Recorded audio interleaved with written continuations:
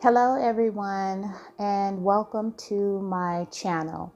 Today, I want to finish talking about bipolar 1 because I have bipolar 1, and uh, I want to talk about the issue of bipolar 1 and how you can thrive with the mental illness, because the whole subject of mental illness is how do you thrive with mental illness. And I have put together some components and some practices that I do on a routine basis. You have to do this on a routine basis. This is now your new life in order to bring your mind to a balance. So when I was diagnosed with bipolar 1, I think it was in 2015, I didn't understand the symptoms of bipolar 1. I just, for many, many years before, was misbehaving. I was having up and down behaviors.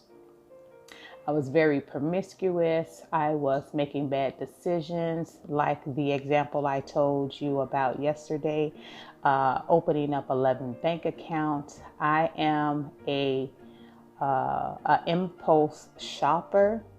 I shop for stuff and I don't even use it. I don't even like clothes. I don't even wear it. I purchased a very, very professional, expensive camera. I don't even use it. Just things that you do on just being destructive and being irresponsible in your responses. We definitely will be talking about irresponsible responses, because irresponsible responses means that you did not bring your mind to a balance and you are listening to those voices that are justifying bad behavior. So we'll talk about that too. I have experiences with that. So bipolar 1, signs and symptoms is manicness, when you have high energy and you're just you're speed talking, you're moving, you're not getting any sleep. Sometimes I'll stay up for 4 days at a time. I'll walk around with insomnia. I'll go out at 3 o'clock in the morning jogging, which is totally unsafe. And that's some of the manic symptoms that I have to fight on a regular basis. But when you're dealing with bipolar 1, you're also dealing with its evil sibling. I call it its evil sibling because you have both stages of this disease. That's why you can identify it to be bipolar 1. It's both stages. It is the manicness and the symptoms of manicness, and deep depression and all the symptoms that come with deep depression. Now, I perform a practice, which is a self-assessment practice. My definition of self-assessment is a deep scan of your brain for truth. So that means you're sitting down and examining yourself and telling yourself you have things that you need to work on, and list those things for yourself. So as I was sitting down, I was doing a self-assessment, and inside my self-assessment, I do a meditative day. And my meditative day, I push everything out of my mind. For instance, I push manicness out of my mind for this particular practice.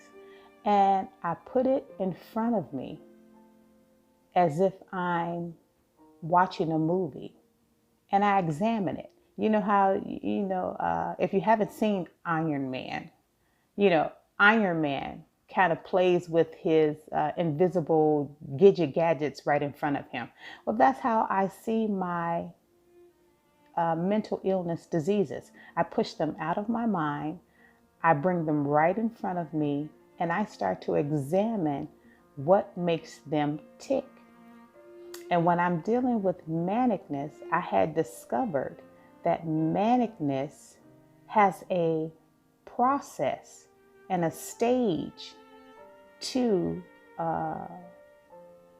bipolar 1 disease. It starts off manic,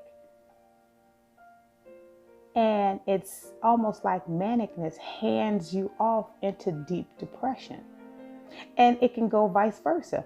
It'll start off deep depression and it'll hand you off to manicness. It's almost like a tennis game. But both of them work together. And we'll talk about deep depression because deep depression is a habit, it's very serious, and it puts you in a different stage of thinking. And going forward, when we talk about mental illness, I want us to start internalizing and start addressing what's on the inside of us. What's going on in our mind? I don't have to voice it, but I can jot it down so I can now examine what's going on in my mind.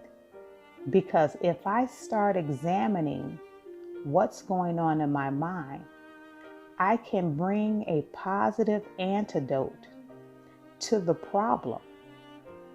If I bring a positive antidote to the problem, I can bring my mind to a balance where I can function properly, I can behave properly, and I can respond responsibly. We'll talk about all three of those good things going forward because we are thriving with mental illness. We are no longer saying mental illness have control of us. We are bringing our mind to a balance where we have control of it. Now, my manicness is connected to deep depression. My deep depression days is self-loathing, low value, sadness, antisocial, isolation, fear to the magnification of 20. Deep depression for me puts me in a very, very high level of fear, and it's very bad because it paralyzes you. If you're fearful, you won't be able to do things. You won't be able to go outside. You won't be able to socialize. You won't be able to connect. You won't be able to trust yourself as opposed to anybody else. You won't be able to trust yourself. And for me, I see people as threats, which is a part of my PTSD, which is post-traumatic stress disorder.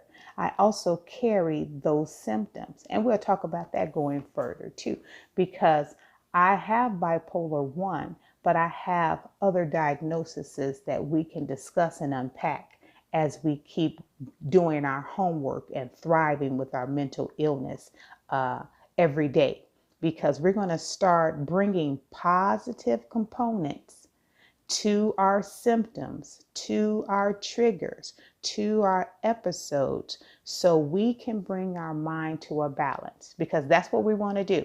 We want to bring our mind to a balance so we're able to function, behave, and respond responsibly.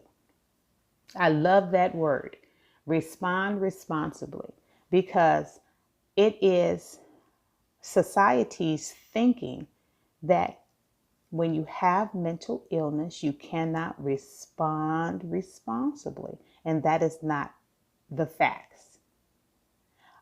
Once I brought my components together and I started practicing and exercising and executing my positive components together, I brought my mind to a balance where now I can work an 8-hour job. I can be among a crowd of people and not fear. I can get on an elevator. I can get on a bus. I can participate in things. I can talk. I can communicate responsibly. These are things that can happen so we can thrive and excel in our lives. Because now our thinking is we want to live and we do not want to die. I would definitely, going forward, talk to you about my suicide attempts and how I decided to live and not die. But at one point in my life, I wanted to die. So I do understand when someone says, I'm hurting so bad, I want to make the pain go away. I understand. I understand when someone says, I feel like I'm alone. I understand. So going forward, these are talks that we are going to start engaging into ourselves. And we're going to say to ourselves, that's the past. It's time for us to do a what's next in our life so we all can thrive with mental illness. We're going to make it. We're going to make it because we're going to do the work. It's going to be awesome and amazing.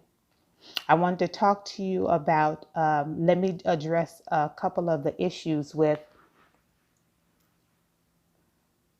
manicness and how you thrive with manicness. Because manicness for me, I partner with my clinician, and my clinician has me on lithium, Seroquel, and Personin. Now, lithium is for the bipolar 1 to balance me out and make sure I stay at a point of clarity. Now, let me say something about medication. Medication is okay if it's doing its job. If it's making you feel like a zombie, if it's making you feel like you can't work or you can't get up out of bed at night, in the daytime, and if it can't, you can't function, please go back to your clinician, because your clinician is your partner. He or she is going to partner with you and make you balance. We want to be balanced. I do not want to be overdosed. I don't want to be underdosed, because then the symptoms won't go away if you're underdosed. I want to be balanced. So sometimes to recalibrate your medication, you have to go back a couple of times, but that takes work. But we already know what our end game is. Our end game is to do better, be better, have a clear understanding of where we're going in our lives. And clinicians are our partners. I'll say that right now, because I'll give you a story about my clinician. My clinician, everyone that I have encountered so far, they have held me accountable for my behaviors on taking care of myself as far as the medication is concerned. That means once they give me the instructions, that means I write them down. I make a note in my notebook. I know the proper dosage, and I know how to come back to my clinician and give her feedback. If you don't know how to go back to your clinician and give your clinician feedback on how the medication works, it would be very difficult for him or her to calibrate. So definitely, let's start tapping into ourselves. We're taking control of our mental health. Write things down. Make sure we're monitoring how things work on a weekly basis, and then go back to our clinicians, because they're our partners, and let them know we need to either do more or do less of the medication. And that's what I did. And that's how I found my right calibration for medication for my manicness. Because manicness, you do need medication because you need to have clarity. You want to slow yourself down. You want to put yourself at a point where you're thinking, so you can start making responsible choices. So next time we're going to talk a little bit more about medication, because I want to let everyone know that medication is not the only component that's needed to make us thrive going forward. But this is awesome start. This is an awesome start for us all. I want us to stay healthy, and I'll talk to you next time.